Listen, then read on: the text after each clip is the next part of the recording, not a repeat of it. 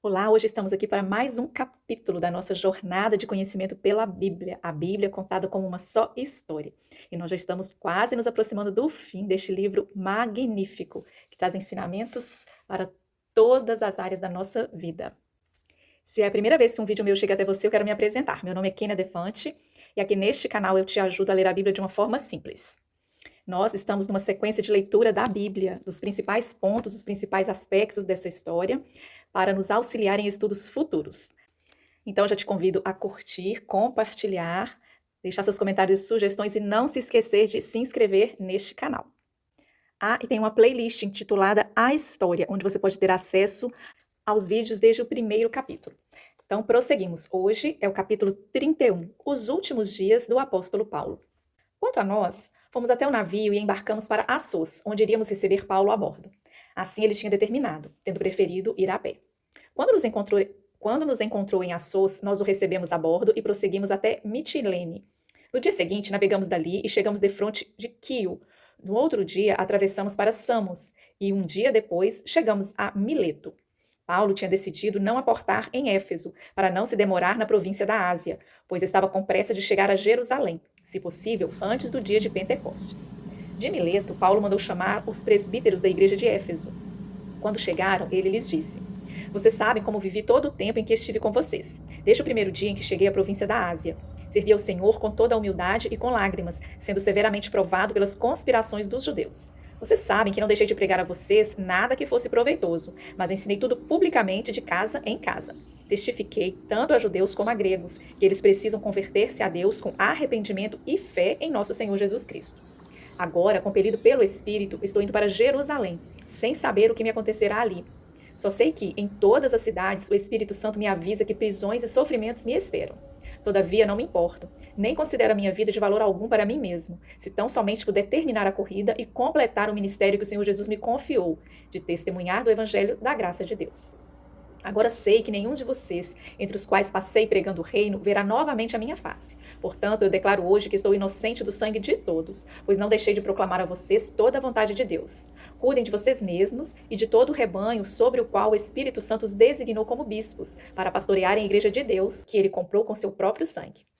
Tendo dito isso, ajoelhou-se com todos eles e orou. Todos choraram muito e, abraçando, o beijavam. O que mais os entristeceu foi a declaração de que nunca mais veriam a sua face. Então o acompanharam até o navio. Demos prosseguimento à nossa viagem partindo de Tiro e aportamos em Ptolemaida, onde saudamos os irmãos e passamos um dia com eles. Partindo no dia seguinte, chegamos a Cesareia e ficamos na casa de Filipe, o evangelista, um dos 7. Ele tinha 4 filhas que profetizavam. Depois de passarmos ali vários dias, desceu da Judeia um profeta chamado Ágabo. Vindo ao nosso encontro, tomou o cinto de Paulo e, amarrando as suas próprias mãos e pés, disse: Assim diz o Espírito Santo. Desta maneira, os judeus amarrarão o dono deste cinto em Jerusalém e o entregarão aos gentios.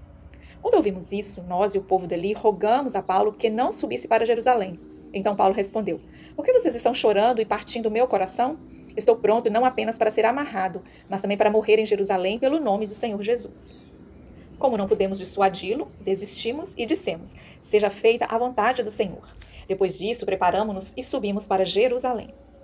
Diante de um alerta tão poderoso quanto a mensagem profética de Ágabo, a maioria das pessoas buscaria proteção longe do perigo anunciado.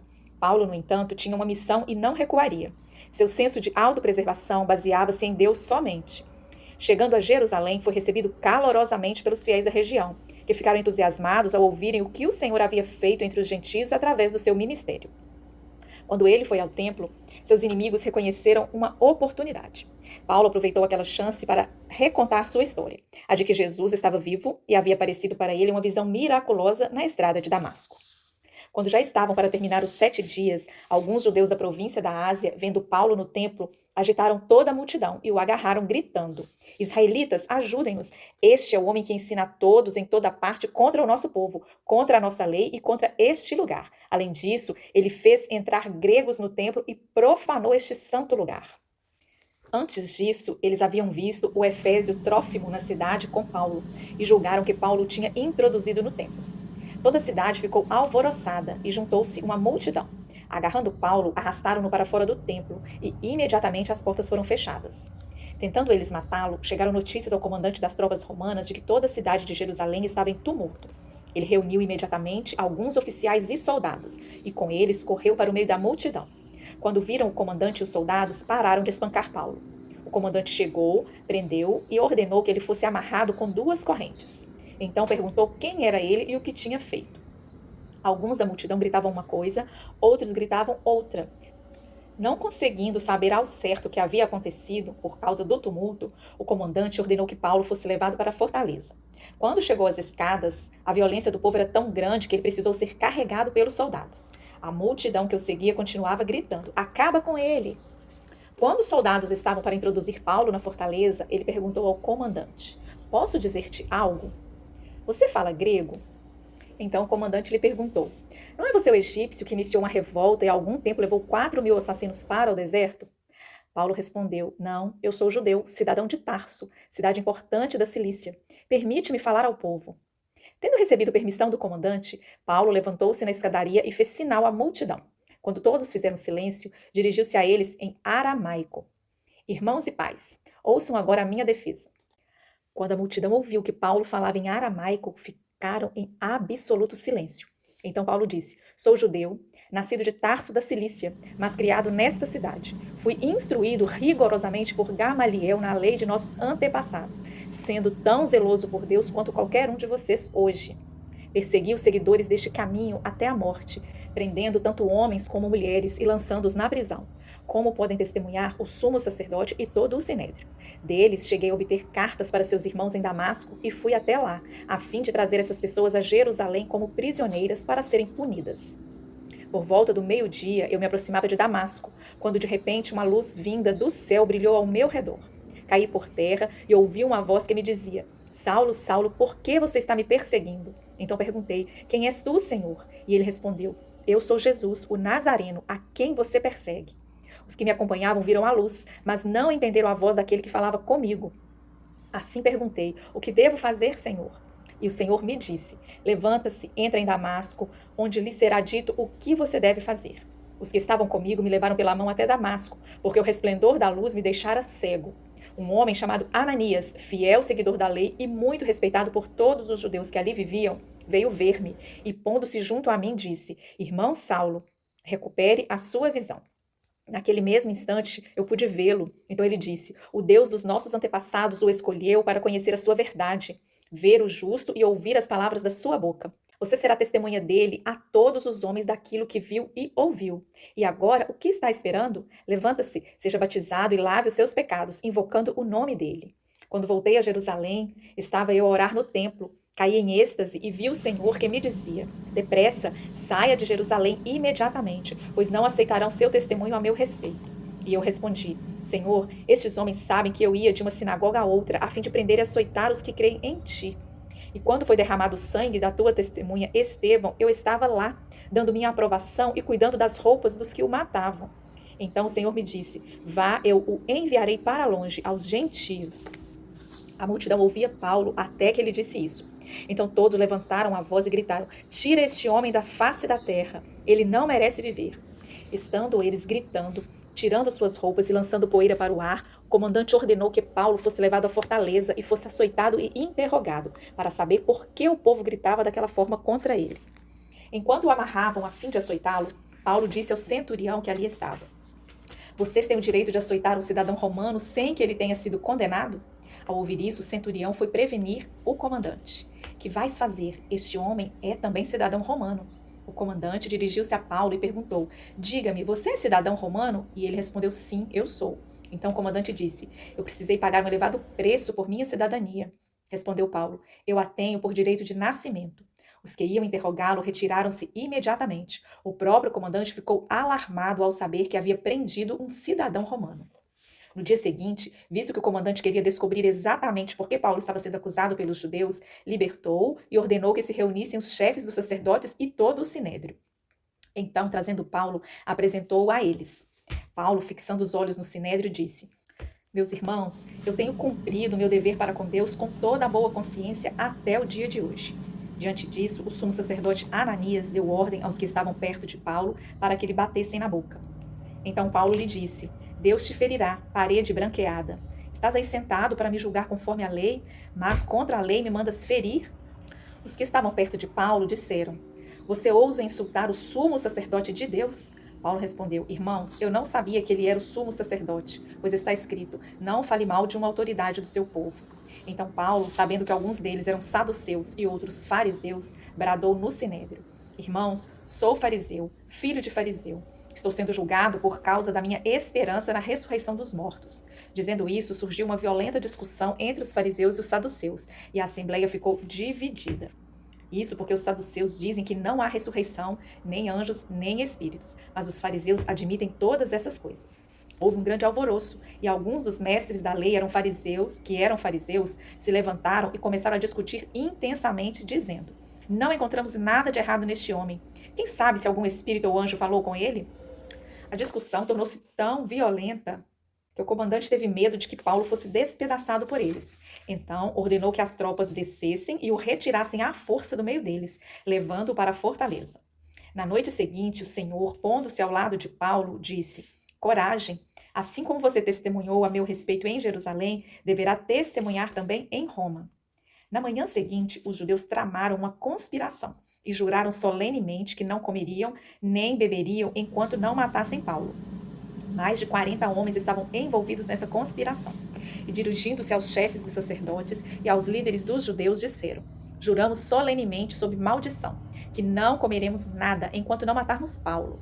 Agora, portanto, vocês e o sinédrio peçam ao comandante que o faça comparecer diante de vocês com o pretexto de obter informações mais exatas sobre o seu caso. Estaremos prontos para matá-lo antes que ele chegue aqui. Entretanto, o sobrinho de Paulo, filho de sua irmã, teve conhecimento dessa conspiração. Foi à fortaleza e contou tudo a Paulo, que, chamando um dos centuriões, disse: Leve este rapaz ao comandante, ele tem algo para lhe dizer. Assim, ele o levou ao comandante. Então disse o centurião: Paulo, o prisioneiro, chamou-me, pediu-me que te trouxesse este rapaz, pois ele tem algo para te falar. O comandante tomou o rapaz pela mão, levou-o à parte e perguntou: O que você tem a me dizer? Ele respondeu: Os judeus planejaram pedir-te que apresentes Paulo ao sinédrio amanhã, sob o pretexto de buscar informações mais exatas a respeito dele. Não te deixes convencer, pois mais de 40 deles estão preparando uma emboscada contra Paulo. Eles juraram solenemente não comer nem beber enquanto não o matarem. Estão preparados agora, esperando que prometas atender-lhes o pedido. O comandante despediu o rapaz e recomendou-lhe: Não diga a ninguém que você me contou isto. Então ele chamou 2 dos seus centuriões e ordenou-lhes: Preparem um destacamento de 200 soldados, 70 cavaleiros e 200 lanceiros, a fim de irem para Cesareia esta noite às 9 horas. Providenciem montarias para Paulo e levem-no em segurança ao governador Félix. O comandante escreveu uma carta nestes termos: Cláudio Lísias, ao excelentíssimo governador Félix, saudações. Este homem foi preso pelos judeus, que estavam prestes a matá-lo, quando eu, chegando com minhas tropas, o resgatei, pois soube que ele é cidadão romano. Querendo saber por que o estavam acusando, levei-o ao sinédrio deles. Descobri que ele estava sendo acusado em questões acerca da lei deles, mas não havia contra ele nenhuma acusação que merecesse morte ou prisão. Quando fui informado de que estava sendo preparada uma cilada contra ele, enviei-o imediatamente a Vossa Excelência. Também ordenei que os seus acusadores apresentassem a Vossa Excelência aquilo que tem contra ele. Os soldados, cumprindo seu dever, levaram Paulo durante a noite e chegaram a Antipátride. No dia seguinte, deixaram a cavalaria prosseguir com ele e voltaram para a fortaleza. Quando a cavalaria chegou a Cesareia, deu a carta ao governador e lhe entregou Paulo. O governador leu a carta e perguntou de que província era ele. Informando de que era da Cilícia, disse: Ouvirei seu caso quando os seus sacerdotes chegarem aqui. Então ordenou que Paulo fosse mantido sob custódia no palácio de Herodes. A prisão de Paulo pode ter sido causada por qualquer coisa, menos por um comportamento criminoso. E os anos que ele passou aguardando a justiça romana teriam vergado a maioria dos homens. Nenhum dos oficiais que ele enfrentou conseguiu encontrar um crime no qual enquadrá-lo. Paulo estava sendo acusado de sedição, mas tampouco o libertaria, por medo das repercussões políticas. Félix, governador de Roma, manteve Paulo em custódia por 2 anos, mandando chamá-lo à sua presença com frequência, na esperança de que o apóstolo lhe oferecesse um suborno. Finalmente, Félix foi convocado de volta a Roma por ter fracassado, entre outras coisas, em controlar uma insurreição regional. Imediatamente, os líderes judaicos pediram a Festo, o novo governante, que transferisse Paulo de Cesareia para Jerusalém. O apóstolo, um cidadão romano, foi obrigado a exercer seu direito de apelar a César no intuito de evitar o grande perigo de ser enviado para a Cidade Santa. Em seguida, Paulo se apresentou diante do rei Herodes Agripa II. Agripa e Festo concordaram que ele não era culpado de crime algum. No entanto, Paulo já havia apelado a César, de modo que a corte imperial romana poderia finalmente ter o privilégio de conduzir o caso. A defesa de Paulo perante essas autoridades foi mais uma continuação do trabalho de sua vida do que um pedido de justiça por parte de um réu. O apóstolo tentou lhes mostrar como a fé em Jesus era importante, para eles e para todos. Eles se recusaram a aceitar seus argumentos e o colocaram em um navio que partiu para Roma. Quando ficou decidido que navegaríamos para a Itália, Paulo e alguns outros presos foram entregues a um centurião chamado Júlio, que pertencia ao regimento imperial. Embarcamos num navio de Adramítio, que estava de partida para alguns lugares da província da Ásia, e saímos ao mar, estando conosco Aristarco, um macedônio da Tessalônica. No dia seguinte, ancoramos em Sidon, e Júlio, num gesto de bondade para com Paulo, pediu-lhe que fosse ao encontro de seus amigos, para que estes suprissem as suas necessidades. Quando partimos de lá, passamos ao norte de Chipre, porque os ventos nos eram contrários. Tendo atravessado o mar aberto ao longo da Sicília e da Panfilha, ancoramos em Mirra, na Lícia. Assim, o centurião encontrou um navio alexandrino que estava de partida para a Itália e nele nos fez embarcar. Navegamos vagarosamente por muitos dias e tivemos dificuldade para chegar em Quinido. Não sendo possível prosseguir em nossa rota, devido aos ventos contrários, navegamos ao sul da Creta, defronte de Salmona. Costeamos a ilha com dificuldade e chegamos a um lugar chamado Bons Portos, perto da cidade de Lazeia. Tínhamos perdido muito tempo e agora a navegação se tornara perigosa, pois já havia passado o jejum. Por isso Paulo os advertiu. Senhores, vejo que a nossa viagem será desastrosa e acarretará grande prejuízo para o navio, para a carga e também para a nossa vida. Mas o centurião, em vez de ouvir o que Paulo falava, seguiu o conselho do piloto e do dono do navio. Visto que o porto não era próprio para passar o inverno, a maioria decidiu que deveríamos continuar navegando com a esperança de alcançar Fenice e passar o inverno lá. Este era um porto de Creta que dava para o sudoeste e noroeste. Começando a soprar suavemente o vento sul, eles pensaram que haviam obtido o que desejavam. Por isso, levantaram âncoras e foram navegando ao longo da costa de Creta. Pouco tempo depois, desencadeou-se da ilha um vento muito forte, chamado Nordeste. O navio foi arrastado pela tempestade, sem poder resistir ao vento. Assim, cessamos as manobras e ficamos à deriva. Passando ao sul de uma pequena ilha chamada Clauda, foi com dificuldade que conseguimos recolher o barco salva-vidas. Levantando-o, lançaram mão de todos os meios para reforçar o navio com cordas. E temendo que ele encalhasse nos bancos de areia de Sirte, baixaram as velas e deixaram o navio à deriva. No dia seguinte, sendo violentamente castigados pela tempestade, começaram a lançar fora a carga. No terceiro dia, lançaram fora com as próprias mãos a armação do navio. Não aparecendo nem sol, nem estrelas por muitos dias, e continuando a abater-se sobre nós grande tempestade, finalmente perdemos toda a esperança de salvamento. Visto que os homens tinham passado muito tempo sem comer, Paulo levantou-se diante deles e disse: Os senhores deveriam ter aceitado o meu conselho de não partir de Creta, pois assim teriam evitado esse dano e prejuízo. Mas agora recomendo que tenham coragem, pois nenhum de vocês perderá a vida, apenas o navio será destruído. Pois ontem à noite apareceu-me um anjo de Deus, a quem pertenço e a quem adoro, dizendo-me: Paulo, não tenha medo, é preciso que você compareça perante César. Deus, por sua graça, deu-lhe a vida de todos os que estão navegando com você. Assim tenham ânimo, senhores. Creio em Deus que acontecerá conforme me foi dito. Devemos ser arrastados para alguma ilha. Na 14ª noite, ainda estavam sendo levados de um lado para o outro no mar Adriático. O mar Adriático, na antiguidade, era o nome que se referia a uma área que se estendia bem ao sul da Itália. Ainda sendo levados de um lado para o outro no mar Adriático, quando por volta da meia-noite os marinheiros imaginaram que estávamos próximos da terra. Lançando a sonda, verificaram que a profundidade era de 37 metros. Pouco tempo depois, lançaram novamente a sonda e encontraram 27 metros. Temendo que fôssemos jogados contra as pedras, lançaram 4 âncoras de popa e faziam orações para que amanhecesse o dia. Tentando escapar do navio, os marinheiros baixaram o barco salva-vidas ao mar, a pretexto de lançar âncoras de proa. Então Paulo disse ao centurião e aos soldados: Se estes homens não ficarem no navio, vocês não poderão salvar-se. Com isso, os soldados cortaram as cordas que prendiam o barco salva-vidas e o deixaram cair. Pouco antes do amanhecer, Paulo insistia que todos se alimentassem, dizendo: Hoje faz 14 dias que vocês têm estado em vigília constante, sem nada comer. Agora eu os aconselho a comer algo, pois só assim poderão sobreviver. Nenhum de vocês perderá um fio de cabelo sequer. Tendo dito isto, tomou o pão e deu graças a Deus diante de todos. Então o partiu e começou a comer. Todos se reanimaram e também comeram algo. Estavam a bordo 276 pessoas. Depois de terem comido até ficarem satisfeitos, aliviaram o peso do navio, atirando todo o trigo ao mar. Quando amanheceu, não reconheceram a terra, mas viram a enseada com a praia para onde decidiram conduzir o navio, se fosse possível. Cortando as âncoras, deixaram-nas no mar, desatando ao mesmo tempo as cordas que prendiam os lemes. Então, lançando a vela da proa ao vento, dirigiram-se para a praia. Mas o navio encalhou num banco de areia, onde tocou o fundo. A proa encravou-se e ficou imóvel, e a popa foi quebrada pela violência das ondas. Os soldados resolveram matar os presos para impedir que algum deles fugisse, se jogando ao mar. Mas o centurião queria poupar a vida de Paulo e os impediu de executar o plano. Então ordenou aos que sabiam nadar que se lançassem primeiro ao mar em direção à terra. Os outros teriam de salvar-se em tábuas ou em pedaços do navio. Dessa forma, todos chegaram a salvo em terra. Uma vez em terra, descobrimos que a ilha se chamava Malta. Os habitantes da ilha mostraram extraordinária bondade para conosco. Fizeram uma fogueira e receberam bem a todos nós, pois estava chovendo e fazia frio. Paulo ajuntou um monte de gravetos. Quando os colocava no fogo, uma víbora, fugindo do calor, prendeu-se à sua mão. Quando os habitantes da ilha viram a cobra agarrada à mão de Paulo, disseram uns aos outros: certamente este homem é assassino, pois tendo escapado do mar, a justiça não lhe permite viver. Mas Paulo, sacudindo a cobra no fogo, não sofreu mal algum.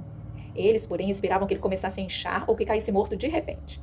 Mas, tendo esperado muito tempo e vendo que nada de estranho lhe sucedia, mudaram de ideia e passaram a dizer que ele era um deus. Próximo dali havia uma propriedade pertencente a Públio, um homem principal da ilha. Ele nos convidou a ficar em sua casa e por 3 dias bondosamente nos recebeu e nos hospedou. Seu pai estava doente, acamado, sofrendo de febre e desenteria. Paulo entrou para vê-lo e depois de orar, impôs-lhe as mãos e o curou. Tendo acontecido isso, os outros doentes da ilha vieram e foram curados. Eles nos prestaram muitas honras e quando estávamos para embarcar, forneceram-nos os suprimentos de que necessitávamos. Passados 3 meses, embarcamos num navio que tinha passado o inverno na ilha. Era um navio alexandrino, que tinha um emblema de deuses gêmeos Castor e Pólux. Aportando em Siracusa, ficamos ali 3 dias. Dali partimos e chegamos a Régio. No dia seguinte, soprando o vento sul, prosseguimos chegando a Puteoli, no 2º dia. Ali encontramos alguns irmãos que nos convidaram a passar uma semana com eles e depois fomos para Roma. Os irmãos dali tinham ouvido falar que estávamos chegando e vieram até a praça de Ápio e as 3 vendas para nos encontrar. Vendo-os, Paulo deu graças a Deus e sentiu-se encorajado. Quando chegamos a Roma, Paulo recebeu permissão para morar por conta própria, sob a custódia de um soldado. 3 dias depois, ele convocou os líderes dos judeus. Quando estes se reuniram, Paulo lhes disse: meus irmãos, embora não tenha feito nada contra o nosso povo, nem contra os costumes dos nossos antepassados, fui preso em Jerusalém e entregue aos romanos. Eles me interrogaram e queriam me soltar, porque eu não era culpado de crime algum que merecesse pena de morte. Todavia, tendo os judeus feito objeção, fui obrigado a apelar para César, não, porém, por ter alguma acusação contra o meu próprio povo. Por esta razão, pedi para vê-los e conversar com vocês. Por causa da esperança de Israel é que estou preso com essas algemas. Eles responderam: não recebemos nenhuma carta da Judéia a seu respeito e nenhum dos irmãos que vieram de lá relatou ou disse qualquer coisa de mal contra você. Todavia, queremos ouvir da sua parte o que você pensa, pois sabemos que por todo lugar há gente falando contra esta seita. Assim, combinaram encontrar-se com Paulo em um dia determinado, indo em grupo ainda mais numeroso ao lugar onde ele estava. Desde a manhã até a tarde, ele lhes deu explicações e lhes testemunhou do reino de Deus, procurando convencê-los a respeito de Jesus, com base na lei de Moisés e nos profetas. Alguns foram convencidos pelo que ele dizia, mas outros não creram. Discordaram entre si mesmos e começaram a ir embora, depois de Paulo ter feito uma declaração final. Bem que o Espírito Santo falou aos seus antepassados por meio do profeta Isaías. Vá a este povo e diga: ainda que estejam sempre ouvindo, vocês nunca entenderão. Ainda que estejam sempre vendo, jamais perceberão. Pois o coração deste povo se tornou insensível. De má vontade, ouviram com os ouvidos e fecharam os olhos. Se assim não fosse, poderiam ver com os olhos, ouvir com os ouvidos, entender com o coração e converter-se. E eu os curaria. Portanto, quero que saibam que essa salvação de Deus é enviada aos gentios e eles a ouvirão. Depois que ele disse isso, os judeus se retiraram, discutindo intensamente entre si. Por 2 anos inteiros, Paulo permaneceu na casa que havia alugado e recebia a todos os que iam vê-lo. Pregava o reino de Deus e ensinava a respeito do Senhor Jesus Cristo abertamente, sem impedimento algum. Enquanto Paulo se encontrava em prisão domiciliar em Roma, aguardando seu julgamento perante César, ele escreveu uma carta aos seus caros amigos de Éfeso. Provavelmente, sua intenção era que a correspondência circulasse e fosse lida em diversas igrejas, além da que havia naquela cidade. Tratava-se de uma análise apaixonada do amor de Deus através de Jesus Cristo e um convite para que todos os fiéis se unissem. À medida que a vida de Paulo chegava ao fim, seu coração transbordava de alegria e louvor à maravilhosa história divina de redenção de Jesus, o Messias. Paulo, apóstolo de Cristo Jesus pela vontade de Deus, aos santos e fiéis em Cristo Jesus que estão em Éfeso. A vocês, graça e paz da parte de Deus, nosso Pai, e do Senhor Jesus Cristo. Bendito seja o Deus e Pai do nosso Senhor Jesus Cristo, que nos abençoou com todas as bênçãos espirituais nas regiões celestiais em Cristo. Porque Deus nos escolheu nele antes da criação do mundo, para sermos santos e irrepreensíveis em sua presença. Em amor, nos predestinou para sermos adotados como filhos, por meio de Jesus Cristo, conforme o bom propósito da sua vontade, para o louvor da sua gloriosa graça, a qual nos deu gratuitamente no amado. Nele temos a redenção por meio do seu sangue, o perdão dos pecados, de acordo com as riquezas da graça de Deus, a qual ele derramou sobre nós com toda sabedoria e entendimento. E nos revelou o mistério da sua vontade, de acordo com seu bom propósito, que ele estabeleceu em Cristo, isto é, de fazer convergir em Cristo todas as coisas, celestiais e terrenas, na disposição da plenitude dos tempos. Por essa razão, desde que ouvi falar da fé que vocês têm no Senhor Jesus e do amor que demonstram para com todos os santos, não deixo de dar graças por vocês, mencionando-os em minhas orações. Peço que o Deus do nosso Senhor Jesus Cristo, o glorioso Pai, dê a vocês espírito de sabedoria e de revelação, no pleno conhecimento dele. Oro também para que os olhos do coração de vocês sejam iluminados, a fim de que vocês conheçam a esperança para a qual ele os chamou, as riquezas da gloriosa herança dele nos santos e a irrepreensível grandeza do seu poder para conosco, os que cremos, conforme a atuação da sua poderosa força. Esse poder ele exerceu em Cristo, ressuscitando dos mortos e fazendo assentar à sua direita, nas regiões celestiais, muito acima de todo governo e autoridade, poder e domínio, e de todo nome que se possa mencionar, não apenas nessa era, mas também na que há de vir. Deus colocou todas as coisas debaixo de seus pés e o designou cabeça de todas as coisas para a igreja, que é o seu corpo, a plenitude daquele que enche todas as coisas em toda e qualquer circunstância. Vocês estavam mortos em suas transgressões e pecados, nos quais costumavam viver, quando seguiam a presente ordem deste mundo e o príncipe do poder do ar, o espírito que agora está atuando nos que vivem na desobediência. Anteriormente, todos nós também vivíamos entre eles, satisfazendo as vontades da nossa carne, seguindo os nossos próprios desejos e pensamentos. Como os outros, éramos por natureza merecedores da ira. Todavia, Deus, que é rico em misericórdia, pelo grande amor com que nos amou, deu-nos vida em Cristo, quando ainda estávamos mortos em transgressões. Pela graça, vocês são salvos. Deus nos ressuscitou com Cristo e com ele nos fez assentar nas regiões celestiais em Cristo Jesus, para mostrar, nas eras que hão de vir, a incomparável riqueza de sua graça, demonstrada em sua bondade para conosco em Cristo Jesus. Pois vocês que são salvos pela graça, por meio da fé, e isso não vem de vocês, é dom de Deus, não por obras, para que ninguém se glorie. Porque somos criação de Deus, realizada em Cristo Jesus para fazermos boas obras, as quais Deus preparou antes para nós as praticarmos. Portanto, lembrem-se de que anteriormente vocês eram gentios por nascimento e chamados incircuncisão pelos que se chamam circuncisão, feitas no corpo por mãos humanas, e que, naquela época, vocês estavam sem Cristo, separados da comunidade de Israel, sendo estrangeiro quanto às alianças da promessa, sem esperança e sem Deus no mundo. Mas agora, em Cristo Jesus, vocês, que antes estavam longe, foram aproximados mediante o sangue de Cristo.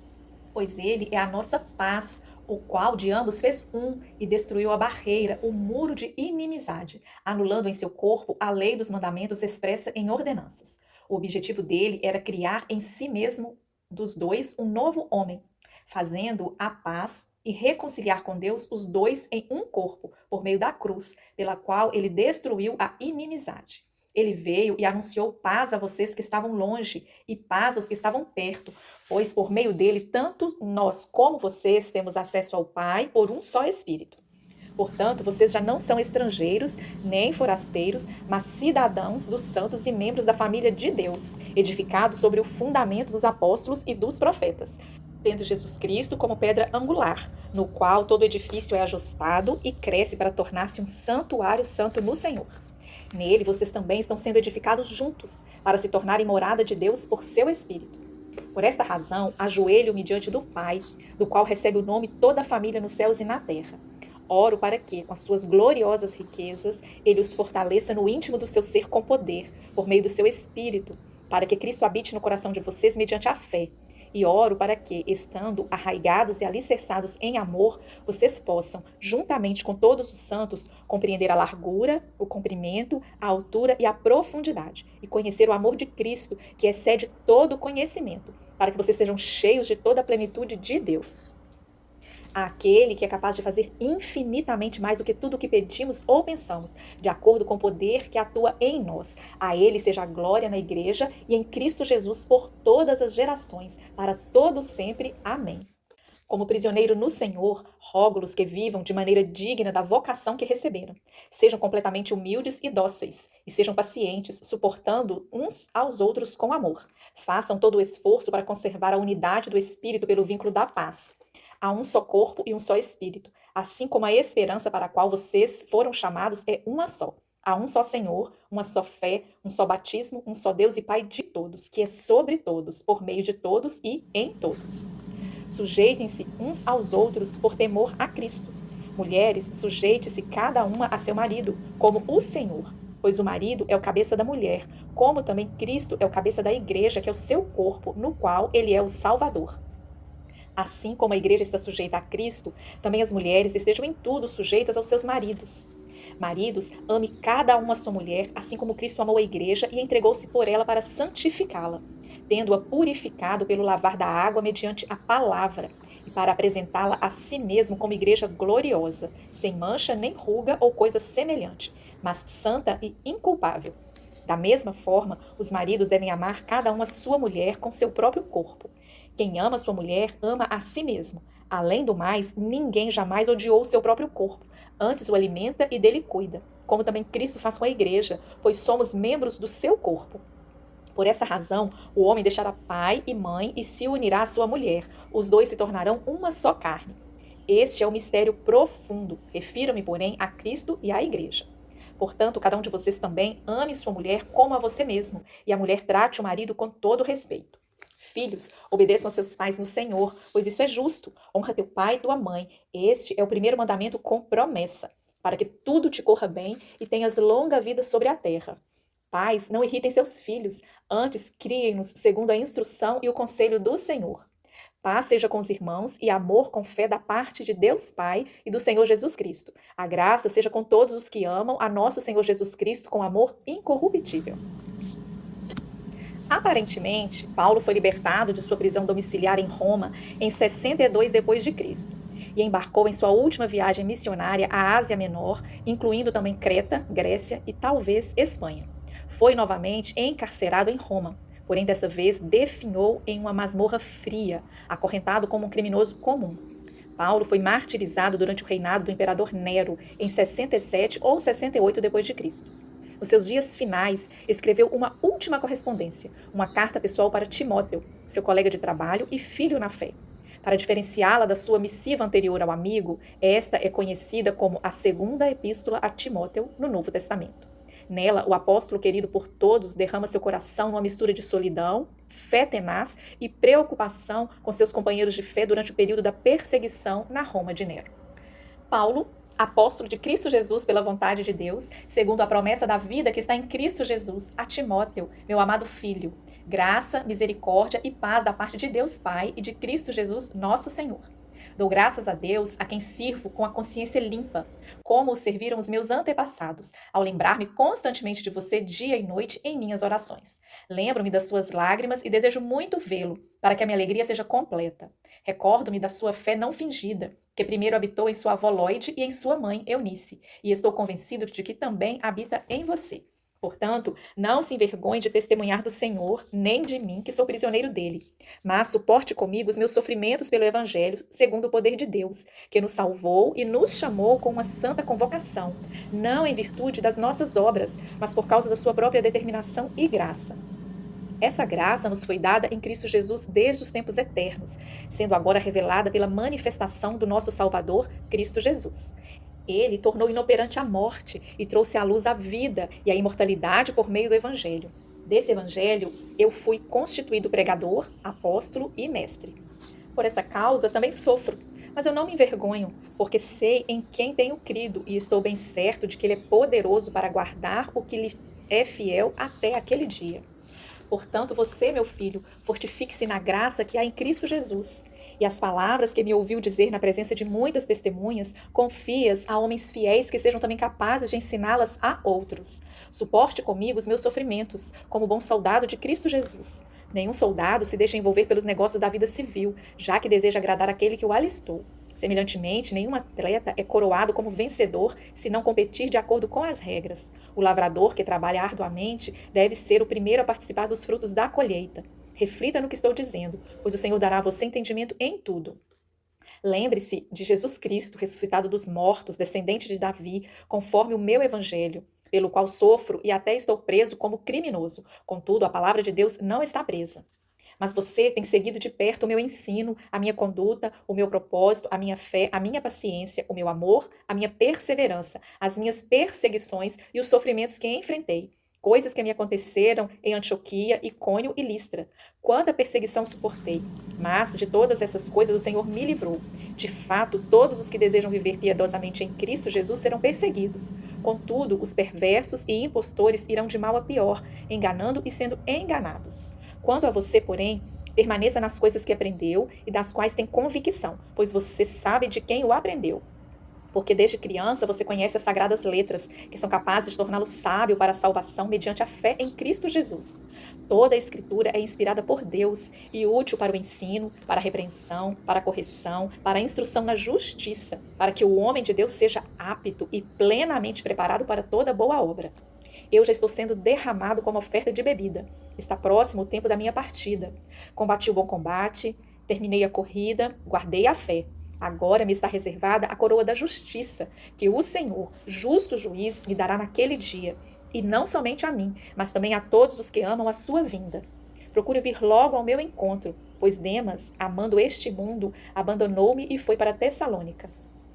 Crescente foi para a Galácia e Tito para a Dalmácia. Só Lucas está comigo. Traga Marcos com você, porque ele me é útil para o ministério. Enviei Tíquico a Éfeso. Quando você vier, traga a capa que deixei na casa de Carpo, em Troade, e os meus livros, especialmente os pergaminhos. Paulo não foi o único apóstolo a ser martirizado. Segundo a tradição, João, o autor da visão sublime e misteriosa chamada Apocalipse, foi o mais velho e o último sobrevivente dos discípulos originais de Jesus. É provável que quando escreveu o Apocalipse, os demais já tivessem sido assassinados. A tradição afirma que Pedro foi crucificado de cabeça para baixo, ou partido para regiões distantes, onde as notícias a respeito deles se perderam. João foi exilado para a ilha de Patmos, onde colocou no papel sua visão e a revelação que recebeu.